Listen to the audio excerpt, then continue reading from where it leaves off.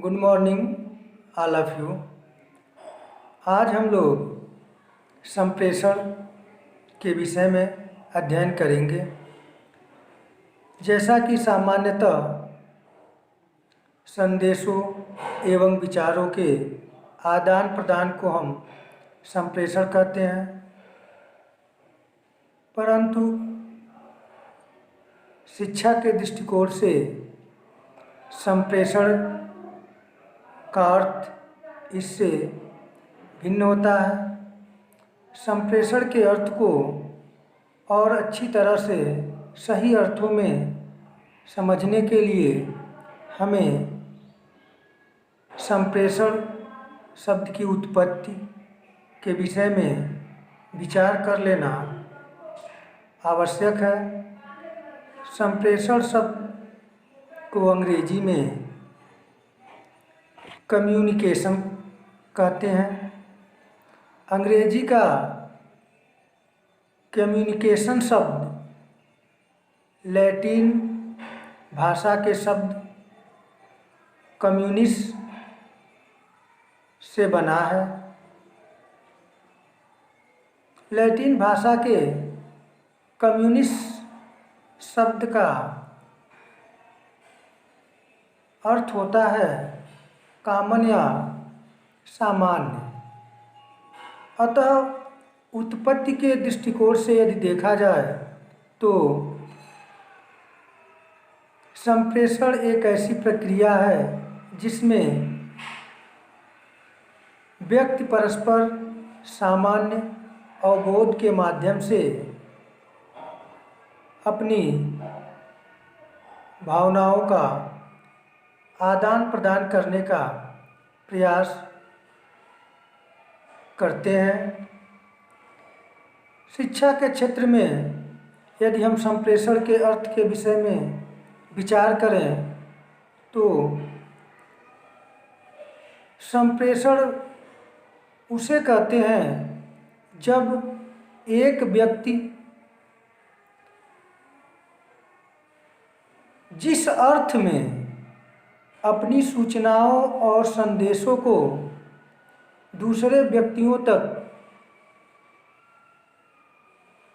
पहुंचाने का प्रयास करता है या भेजता है, यदि प्राप्तकर्ता द्वारा उसे ठीक उसी अर्थ में समझना संप्रेषण कहलाता है। अर्थात हम यह कह सकते हैं कि हम जब अपने विचारों भावनाओं का जब प्रयोग जिस उद्देश्य की पूर्ति के लिए करते हैं, ठीक उसी अर्थ में लोगों का समझना या जिसके पास हम भेजते हैं या जिसे हम अपना विचार पहुंचाना चाहते हैं, उसके द्वारा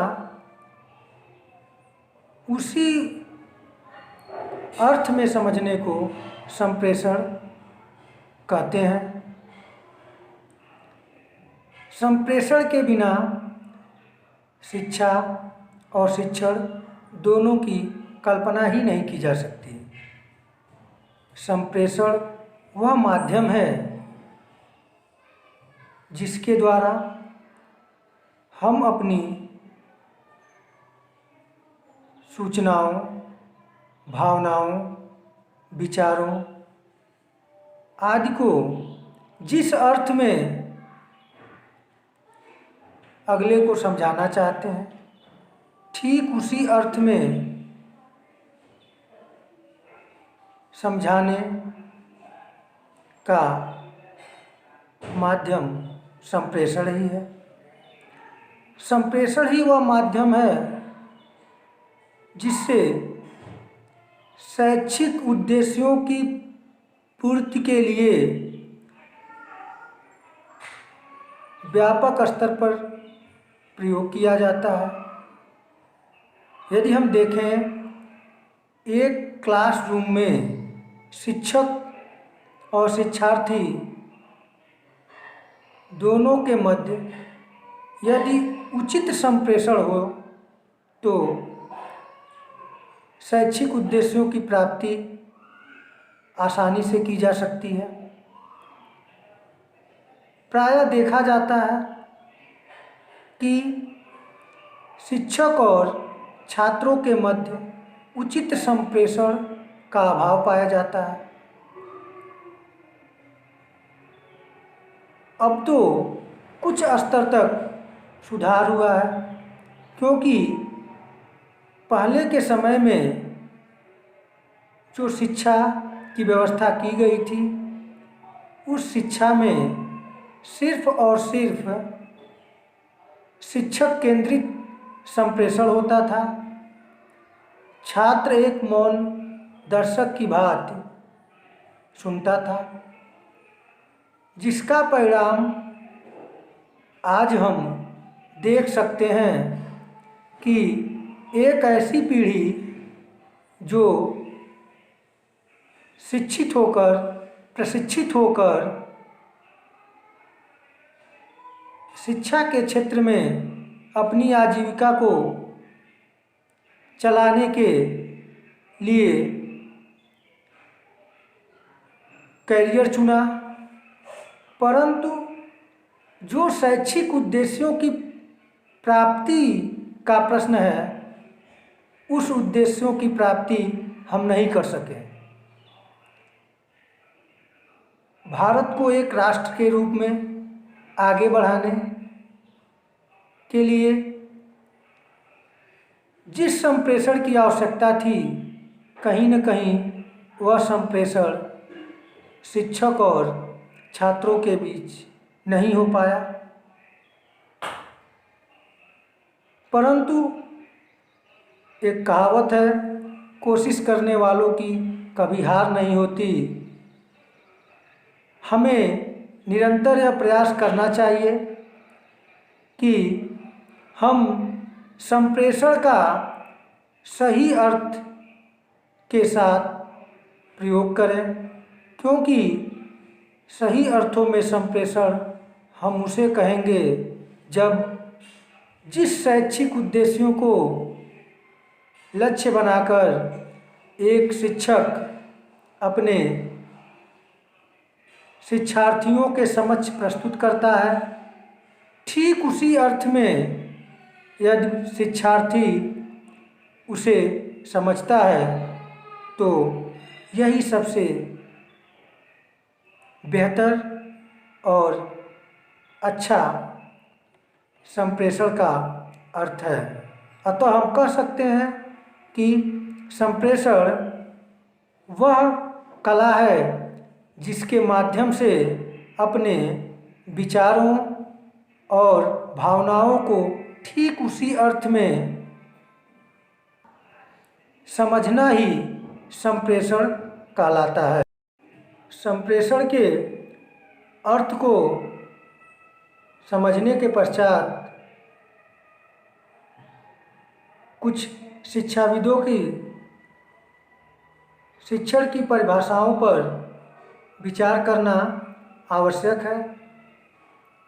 जैसा कि एंडरसन महोदय ने संप्रेषण को परिभाषित करते हुए लिखा है कि संप्रेषण एक गत्यात्मक प्रक्रिया है जिसमें व्यक्ति चेतनतया अथवा अचेतनतया दूसरों के संज्ञानात्मक ढांचे को सांकेतिक हाव भाव आदि के रूप में साधनों या उपकरणों द्वारा प्रभावित करता है। जबकि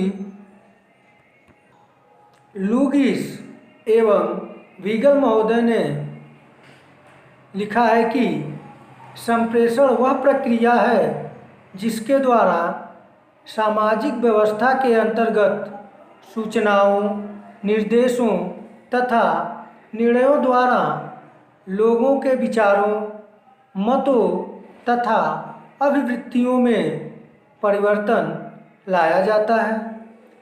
जबकि एडगर डेल महोदय ने लिखा है कि संप्रेषण विचार विनिमय के मूड में विचारों तथा भावनाओं को परस्पर जानने तथा समझने की प्रक्रिया है।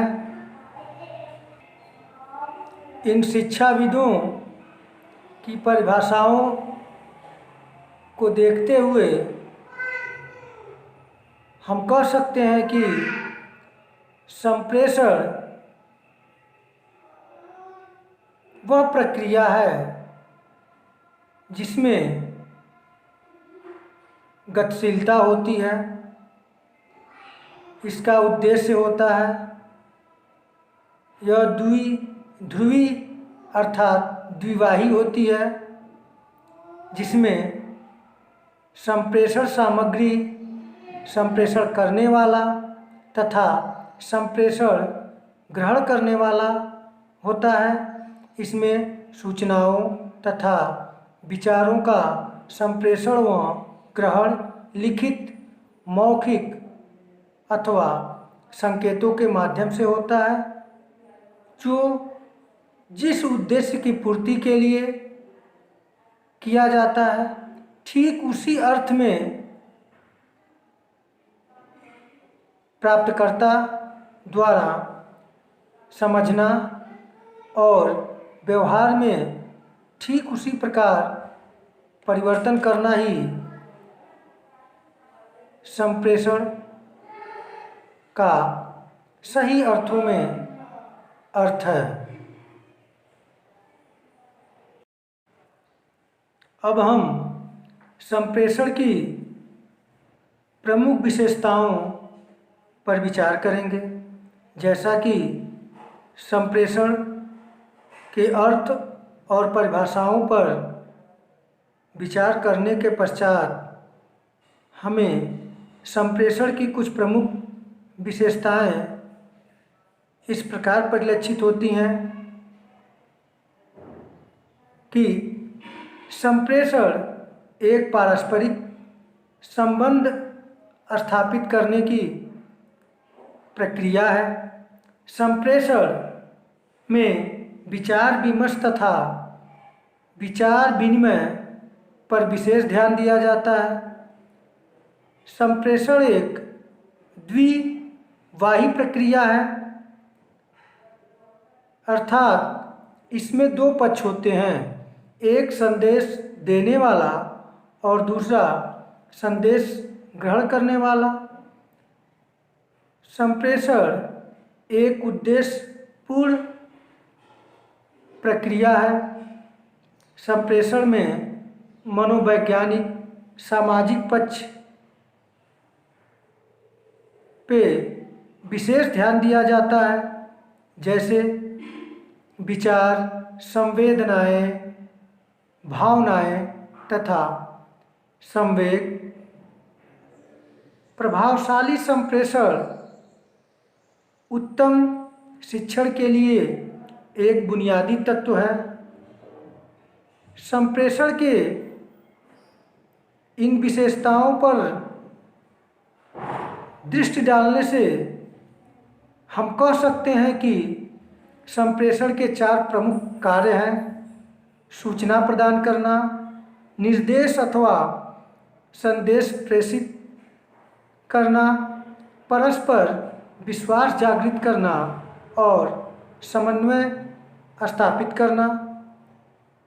अब संप्रेषण के यदि प्रकार पर विचार किया जाए तो संप्रेषण मुख्यतः दो प्रकार के होते हैं, एक शाब्दिक संप्रेषण, दूसरा अशाब्दिक संप्रेषण। शाब्दिक संप्रेषण के अंतर्गत जो हम बातचीत करते हैं वह मौखिक और लिखित दोनों प्रकार का हो सकता है, जबकि अशाब्दिक संप्रेषण के अंतर्गत संकेत, चक्षु संपर्क, मुख मुद्रा या स्पर्श संपर्क आदि अशाब्दिक व्यवहार के अंतर्गत आते हैं।